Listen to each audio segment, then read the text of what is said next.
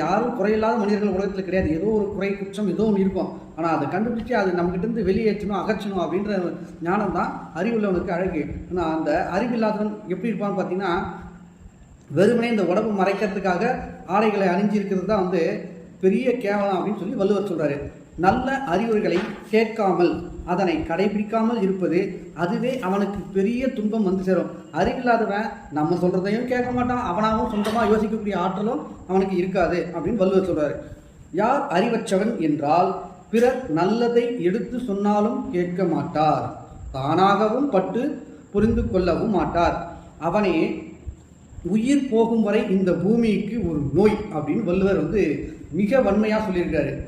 பாருங்க, தானாக ஒன்று அனுபவப்பட்டாது தெரிஞ்சுக்கணும், இல்லை அடுத்தவங்க சொல்கிறதையாவது கேட்கணும். ரெண்டுமே இல்லை, நான் இப்படி தான் இருப்பேன், ஒரு ஜடப்பொருளாக தான் இருப்பேன்னா அவன் இந்த பூமிக்கு மிகப்பெரிய ஒரு கேடு, சாபம், நோய். அறிவு அற்றவனுக்கு எடுத்து